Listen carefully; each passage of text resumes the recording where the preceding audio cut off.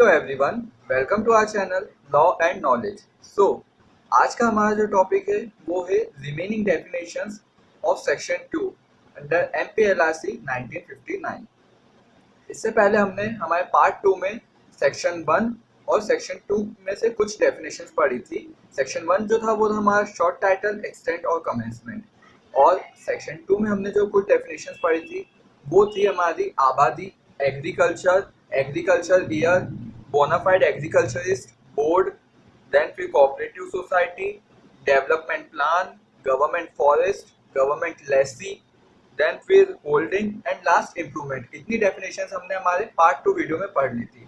अब हमारा आज जो ये वीडियो है ये हमारा पार्ट 3 है। इसमें हम रिमेनिंग डेफिनेशंस जो है उन्हें कवर करेंगे। अपने टॉपिक पर आगे बढ़ने से पहले मैं आप सभी से रिक्वेस्ट करना चाहूँगा, आप हमारे इंस्टाग्राम पेज को जरूर फॉलो करें, जिसकी लिंक आपको डिस्क्रिप्शन में मिल जाएगी।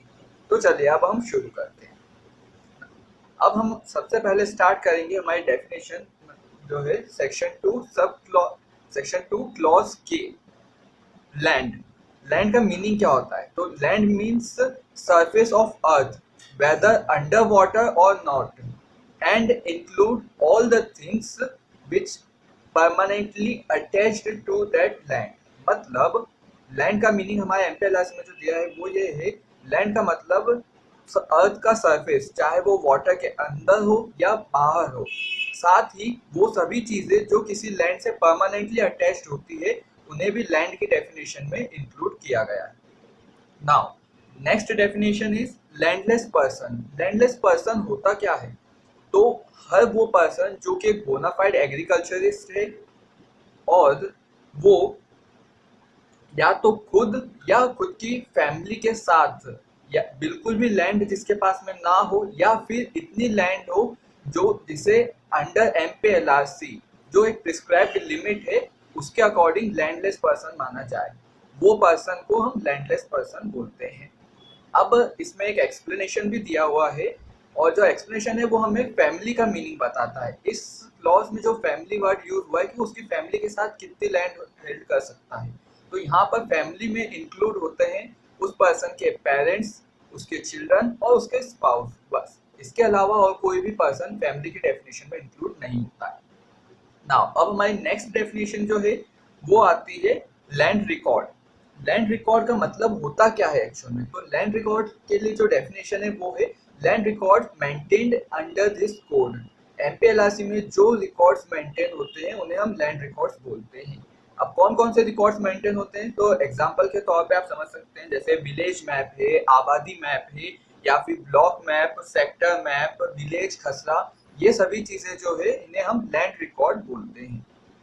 नेक्स्ट डेफिनेशन जो है हमारी वो है M1, सब सेक्शन M1, जो कि है लैंड रेवेन्यू की डेफिनेशन। लैंड रेवेन्यू की डेफिनेशन है वो सभी मनी जो कि हम स्टेट गवर्नमेंट को पे करते हैं लैंड को हेल्ड करने के लिए, वो उसे हम क्या बोलेंगे? Land revenue.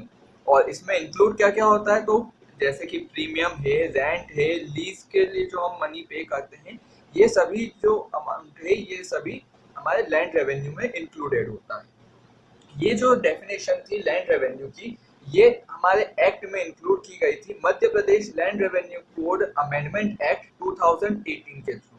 इससे पहले ये डेफिनेशन एक्ट में नहीं थी। अब हम हमारी नेक्स्ट डेफिनेशन पर मूव करेंगे।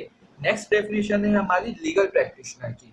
According to MPLRC, legal practitioner means person authorised to practice in courts of Madhya Pradesh under the legal practitioners act 1879 और under any other law for the time being in force. मतलब मध्य प्रदेश की courts में under legal practitioners act 1879 या फिर किसी और other law जो कि टाइम बिंग फोर्स में होता है, उसमें अगर कोई पर्सन कोर्ट में प्रैक्टिस करने के लिए ऑथोराइज्ड है तो उसे हम लीगल प्रैक्टिशनर मानेंगे। नेक्स्ट डेफिनेशन है मैंगो ग्रोव की। मैंगो ग्रोव की डेफिनेशन है इतने ज्यादा नंबर्स में मैंगो ट्रीज किसी लैंड पर लगाना कि उससे उस लैंड का किसी और अदर पर्पस के लिए यूज कर पाना इम्पॉसिबल हो जाए। अगर इतने नंबर में हम मैंगो ट्रीज लगा रहे हैं तो उस लैंड को, उस जगह को हम मैंगो ग्रोव बोलेंगे, मतलब आम का उद्यान। अब नेक्स्ट डेफिनेशन जो है हमारी वो है मार्केट वैल्यू की। मार्केट वैल्यू होता क्या है? तो market value of a land means the value of land assessed according to guidelines issued by collector under Madhya Pradesh बाजार मूल्य मार्गदर्शन सिद्धांतों का बनाया जाना तथा उनका पुनरीक्षण नियम 2000।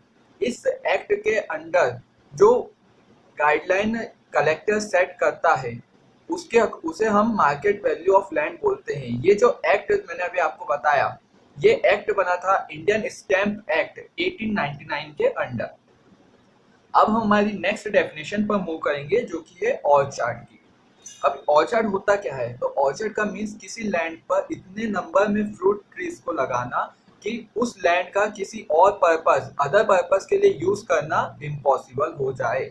अगर किसी लैंड पर इतने नंबर में फ्रूट ट्रीज लगे हुए हैं तो उस लैंड को हम ऑर्चार्ड बोलेंगे, फलोद्यान बोलते हैं। नेक्स्ट डेफिनेशन हमारी आती है प्लॉट नंबर की। प्लॉट नंबर क्या होता है? तो एक नंबर असाइन किया जाता है हर पोर्शन ऑफ लैंड को, एक ऐसा नंबर असाइन करना जिससे कि उसे रिकॉग्नाइज किया जा सके as a plot number under this code. हमारे एमपीएलआरसी में किसी भी लैंड को रिकॉग्नाइज करने के लिए कुछ प्लॉट नंबर या अलग अलग नंबर दिए हुए हैं, तो उस नंबर को हम प्लॉट नंबर बोलते हैं। अब बात आती है हमारी नेक्स्ट डेफिनेशन की जो कि है रिकॉग्नाइज एजेंट की। अब रिकॉग्नाइज एजेंट होता कौन है? तो रिकॉग्नाइज एजेंट का मतलब है किसी पार्टी के लिए जब हम बात करते हैं in reference to party to a proceeding under this code. हमारे एमपीएलआरसी के अंडर किसी पार्टी के रेफरेंस में जब हम किसी एजेंट की बात करेंगे तो उसका मीनिंग होता है a person authorised under power of attorney. मतलब एक पर्सन को पावर ऑफ अटॉर्नी में अथॉराइज किया जाना जिससे कि वो पार्टी को किसी प्रोसीडिंग में पार्टी के बिहाफ पर अपीयर हो सके या फिर कोई एप्लीकेशन दे सके, तो उस पर्सन को हम एजेंट बोलेंगे, रिकॉग्नाइज एजेंट। और सेकंड पॉइंट है इसका a person in writing by such party to make appearance on behalf in such proceeding. मतलब या तो कोई पार्टी किसी पर्सन के लिए इन राइटिंग दे दे कि ये पर्सन हमारे बिहाफ पर किसी भी प्रोसीडिंग में अपीयर हो सकता है, तो उसे हम उस पार्टी का रिकॉग्नाइज एजेंट बोलेंगे। नेक्स्ट डेफिनेशन जो है हमारी वो है रीजन की। रीजन क्या है? तो रीजन मैंने आपको हमने जो फर्स्ट हमारा इंट्रोडक्शन का वीडियो था उसमें भी मैंने आपसे रीजन डिस्कस किए थे। हमारे स्टेट मध्य प्रदेश लैंड रेवेन्यू के इसमें कुल 5 रीजन में डिवाइडेड है, जो कि है सबसे पहला होता है हमारा महाकौशल, सेकंड नंबर पे आता है मध्य भारत, थर्ड नंबर पे भोपाल रीजन, फोर्थ है विंध्य प्रदेश और फिफ्थ है हमारा सिरोंज रीजन। यही 5 रीजन जो है वो रीजन की डेफिनेशन में दिए गए। नेक्स्ट डेफिनेशन हमारी आती है रेंट की। रेंट का मीनिंग क्या होता है? तो रेंट मतलब ऐसा कोई भी अमाउंट जो कि मनी में या उसी काइंड में पेएबल हो। किसे? तो भूमि स्वामी को। एक पर्सन जो भूमि स्वामी से कोई लैंड हेल्ड करता है उसके लिए वो भूमि स्वामी को जो अमाउंट पे करेगा उसे हम रेंट बोलेंगे। या फिर एक गवर्नमेंट लेसी जो गवर्नमेंट को अमाउंट पे करेगा लैंड के लिए जिसे वो हेल्ड करता है स्टेट गवर्नमेंट से, उसे भी हम क्या बोलेंगे? रेंट बोलेंगे। नेक्स्ट डेफिनेशन जो है हमारी वो आती है रेवेन्यू ऑफिसर की। तो रेवेन्यू ऑफिसर की जो डेफिनेशन है वो दी हुई है हमारे सब सेक्शन यू में। रेवेन्यू ऑफिसर का मतलब है ऐसा कोई भी रेवेन्यू ऑफिसर जिसे स्टेट गवर्नमेंट हमारे एमपीएलआरसी के किसी भी प्रोविजन में कोई एक्ट करने के लिए ऑथराइज करती है तो उसे हम रेवेन्यू ऑफिसर बोलते हैं। नेक्स्ट डेफिनेशन अब आती है हमारी रेवेन्यू ईयर की। अब रेवेन्यू ईयर क्या होगा? तो रेवेन्यू ईयर का मीनिंग है यहाँ पर ऐसी कोई भी डेट जो स्टेट गवर्नमेंट नोटिफाई करती है रेवेन्यू ईयर के कमेंस होने के लिए, उसे हम बोलेंगे, वहां से हम रेवेन्यू ईयर बोलते हैं। पर वो किसी स्पेशल एरिया के लिए नोटिफाई होता है। नॉर्मली अगर हम देखें तो अभी हमारा जो करंटली रेवेन्यू ईयर चलता है तो वो 30 मई 1960 का एक नोटिफिकेशन है गवर्नमेंट ऑफ मध्य प्रदेश का। उसके अकॉर्डिंग हमारा जो रेवेन्यू ईयर है वो होता है 1 अक्टूबर से। 1 अक्टूबर से हमारे स्टेट में रेवेन्यू ईयर स्टार्ट हो जाता है, एक नया रेवेन्यू ईयर चालू होता है। नाउ अब हमारी नेक्स्ट डेफिनेशन की तरफ बढ़ते हैं। हमारी नेक्स्ट डेफिनेशन जो है वो है सब सेक्शन V1 जो कि सेक्टर की। मतलब किसी भी एनी ट्रैक्ट ऑफ लैंड एक अर्बन एरिया में एक part of A portion of land जिससे एज अ सेक्टर रिकॉग्नाइज किया गया हो हमारे एमपीएलआरसी में, उसे हम बोलते हैं sector. Now next definition is V2 जो कि सर्विस लैंड की डेफिनेशन। जो हमारा सर्विस लैंड की डेफिनेशन है ये है इसका मतलब होता है कि जो स्टेट गवर्नमेंट से कोतवाल को लैंड अलॉट होता है एग्रीकल्चर पर्पस के लिए, जब तक वो अपनी पोस्ट पे रहता है उस टेन्योर के बीच में एक नॉन अर्बन एरिया में कोतवाल को एक लैंड अलॉट किया जाता है, उसे हम बोलते हैं सर्विस लैंड। इसके प्रोविजंस हम सेक्शन 181 टू 183 में पढ़ते हैं। नाउ नेक्स्ट डेफिनेशन जो है वो भी हमारी sub division of survey number. इस पर आगे बढ़ने से पहले मैं आप सबको बताना चाहूंगा, जो हमने अभी जस्ट पहले डेफिनेशन पढ़ी थी सेक्टर की, ये डेफिनेशन जो है ये हमारी ऐड हुई थी Madhya Pradesh land revenue code amendment act 2018 के थ्रू। अब सबसे पहले sub division of survey number जो हमारी नेक्स्ट डेफिनेशन है, उस पर आगे बढ़ने से पहले मैं आपको उसके बाद वाली डेफिनेशन जो कि हमारा सब सेक्शन एक्स वो एक्सप्लेन करना चाहूंगा, सर्वे नंबर। पहले हम सर्वे नंबर पढ़ेंगे, देन फिर हम पढ़ेंगे sub division of survey number. तो सर्वे नंबर क्या होता है? तो सर्वे नंबर एक ऐसा नंबर है जो किसी भी लैंड को अलॉट होता है, जब हमारे कोड में सर्वे होता है उस टाइम पर किसी भी लैंड को एक नंबर अलॉट किया जाता है जिसे हम सर्वे नंबर बोलते हैं, और उसे लैंड रिकॉर्ड्स में आगे खसरा नंबर के रूप में एंटर करा जाता है। यही एक सर्वे नंबर होता है। अब इसका सब डिवीजन जो कि सब सेक्शन डब्ल्यू में दिया हुआ है वो क्या होता है? Sub division of survey number. तो किसी एक सर्वे नंबर का ऐसा पार्ट, एक लैंड को ऐसे पार्ट में डिवाइड करना जिसके लिए लैंड रेवेन्यू सेपरेटली असेस किया जाता हो और उसे सेपरेटली पे किया जाता हो। साथ ही उस सर्वे नंबर को जब जो हमारा ओरिजिनल सर्वे नंबर होता है उसके अंडर उसके नीचे एक अलग से उसकी एंट्री की जाती हो, तो उसे हम बोलेंगे sub division of survey number. Now अब हमारी नेक्स्ट डेफिनेशन जो कि है बाय, उस पर मूव करते हैं, लेकिन बाय जो है वो डिलीट हो चुका है 2018 के Madhya Pradesh land revenue code amendment act के थ्रू। अब जो नेक्स्ट डेफिनेशन है वो है हमारी जेड, सब सेक्शन जेड है टेन्योर होल्डर। टेन्योर होल्डर का मतलब क्या होता है? तो टेन्योर होल्डर का मतलब है any person that holds land from state government and who is a भूमि स्वामी और deemed to be a भूमि स्वामी। मतलब जो कोई भी पर्सन जो कि स्टेट गवर्नमेंट से लैंड होल्ड करता हो और वो भूमि स्वामी है या फिर उसे भूमि स्वामी समझा जाता है, तो उसे हम क्या बोलेंगे? टेन्योर होल्डर बोलेंगे। अब हमारी नेक्स्ट डेफिनेशन आती है Z1। Z1 की जो है वो है टिम्बर ट्री। टिम्बर ट्री होता क्या है? तो टिम्बर ट्री मतलब ऐसे ट्रीज जिन्हें या तो किसी तरीके का कंस्ट्रक्शन करने के लिए या कंस्ट्रक्शन पर्पसेस से या जैसे फर्नीचर या कुछ बनाने के लिए यूज किया जाता है, जिन ट्रीज की लकड़ी को उन्हें हम टिम्बर ट्री बोलते हैं। अब टिम्बर ट्री का मीनिंग क्या है? तो यहाँ पर हमें टिम्बर ट्री का एक्चुअल में मीनिंग दिया हुआ है कि कुछ स्पीशीज बताइए जिन्हें हम टिम्बर ट्री मानते हैं। अब वो स्पीशीज कौन कौन सी है मैं अब आपको वो बताता हूँ। सबसे पहले होती है ये एक टेक्टोना ग्रैंडिस जिसे हम सागवान बोलते हैं। सेकंड नंबर पर है टेरोकार्पस मार्सुपियम जिसे हम बीजा बोलते हैं। थर्ड है डलबेरिया लेटिफोलिया जिसे हम शीशम बोलते हैं।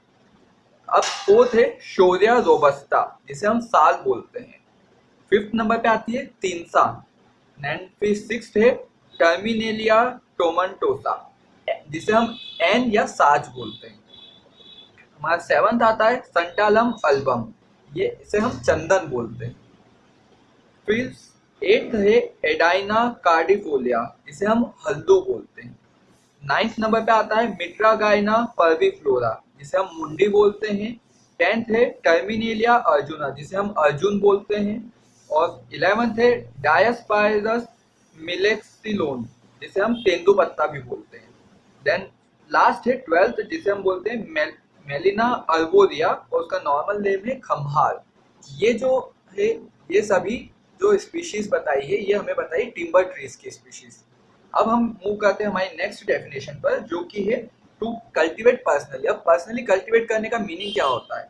तो इसका मतलब है या तो कोई पर्सन खुद की मेहनत से खुद के ओन लेबर से कल्टीवेट करे या फिर कोई पर्सन खुद के फैमिली मेंबर की हेल्प से कल्टीवेट करता हो, तो उसे भी बोला जाएगा to own cultivate personally. Third number पे आता है कोई पर्सन लेबर या किसी पर्सन के थ्रू कल्टीवेट कराए जिसके लिए वो उसे वेजेस पे करे, लेकिन वेजेस या मनी या कुछ उसी के जैसा कुछ पे करे, लेकिन उसमें क्रॉप का शेयर जो है वो उसे इंक्लूड नहीं किया गया है, तो उसे हम बोलेंगे टू कल्टीवेट पर्सनली। और इसका लास्ट जो पॉइंट है वो होता है बाय हायर्ड लेबर। किसी लेबर को हायर करके काम कराना और उसमें खुद के पर्सनल सुपरविजन में या फिर खुद के फैमिली मेंबर के पर्सनल सुपरविजन में अगर हम काम कराते हैं तो उसे भी टू कल्टिवेट पर्सनली ही माना जाता है। नाउ अब हम हमारी नेक्स्ट डेफिनेशन पर मूव करते हैं, जो कि अनऑक्यूपाइड लैंड। अनऑक्यूपाइड लैंड का मीनिंग क्या होता है? तो अनऑक्यूपाइड लैंड का मतलब वो लैंड जिसमें कि आबादी लैंड, सर्विस लैंड या फिर वो लैंड जिसे या तो कोई भूमि स्वामी या कोई गवर्नमेंट लेसी होल्ड करता हो, वो इंक्लूड नहीं होती है। इन सभी चीजों के अलावा, इन 4 टाइप की लैंड के अलावा जो रिमेनिंग लैंड होती है उसे हम बोलते हैं अनऑक्यूपाइड लैंड।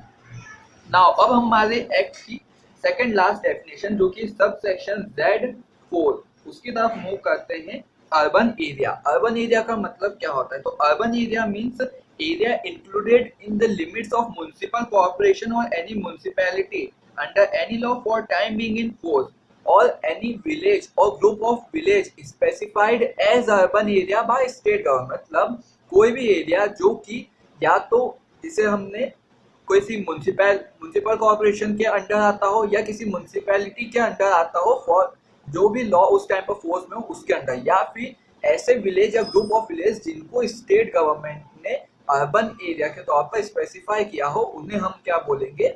उन्हें हम बोलते हैं urban area. Now last definition है हमारे एक्ट की, जो कि विलेज की। विलेज का मतलब क्या होता है? तो किसी भी नॉन अर्बन एरिया में जो एक पार्ट ऑफ लैंड होता है जिसे इस कोड के, Madhya Pradesh land revenue code के फोर्स में आने से पहले हमारे स्टेट गवर्नमेंट ने या तो डिक्लेयर किया था एज अ विलेज, या फिर जो एक ऐसा एरिया जो कि एक ऐसा लैंड का पोर्शन जो कि नॉन अर्बन एरिया है, उसे हमारे state government as a village किसी लैंड सर्वे में ऐसा विलेज रिकॉग्नाइज करता है और बाय नोटिफिकेशन डिक्लेयर करता है कि वो पर्टिकुलर एरिया लैंड जो है वो विलेज होगा, तो उसे हम क्या बोलेंगे? विलेज लैंड बोलेंगे। नाउ आज की वीडियो में हम इतना ही पढ़ेंगे। नेक्स्ट वीडियो में हम हमारा chapter 2 of Madhya Pradesh land revenue code जो है उसे हम डिस्कस करेंगे। आपको हमारा वीडियो कैसा लगा इसे कमेंट में जरूर बताइएगा। हमारे यूट्यूब चैनल को सब्सक्राइब जरूर कीजिएगा। Thank you.